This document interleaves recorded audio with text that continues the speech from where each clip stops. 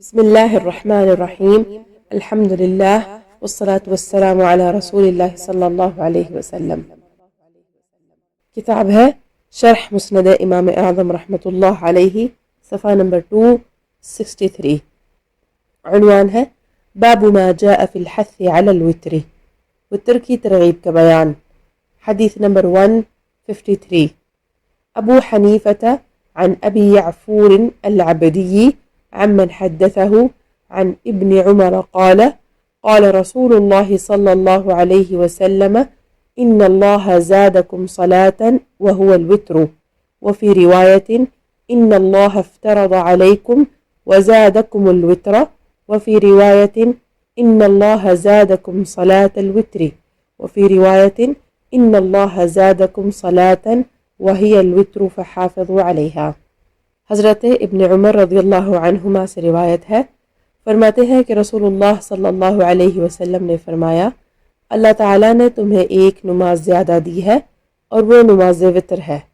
ایک روایت میں ہے اللہ تعالیٰ نے تمہیں فرائض دیے ہیں اور وتر کی نماز زیادہ کی. ایک روایت میں ہے کہ اللہ تعالیٰ نے تم پر نماز وتر کو زیادہ فرمایا. ایک دوسری روایت میں ہے کہ اللہ تعالیٰ نے تم پر ایک نماز زیادہ فرمائی اور وہ وتر ہے، بس تم اس کی حفاظت کرو. حدیث کی شرح یعنی اللہ تعالیٰ نے تم پر 5 نمازوں کے علاوہ ایک اور نماز زائد فرمائی ہے اور وہ وتر ہے، یعنی نماز وتر ہے.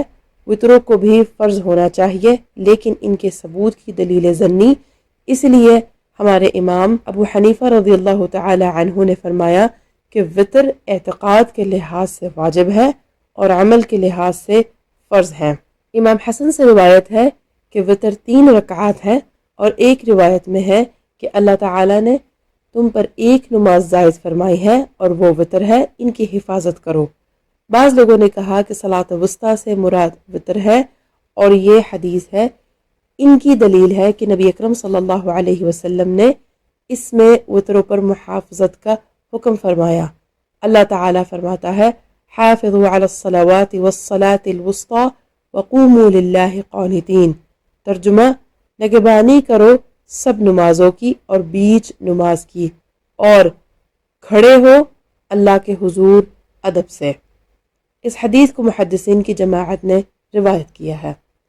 حاشیہ میں ذکر ہے شرح الملا علی القاری رحمۃ اللہ تعالی علیہ علی مسند الامام الاعظم، صفحہ نمبر 554.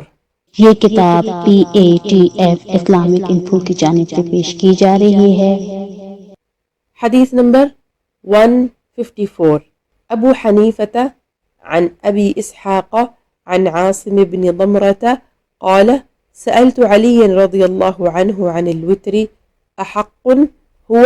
قال أما كحق الصلاة فلا، ولكن سنة رسول الله صلى الله عليه وسلم فلا ينبغي لأحد أن يتركه.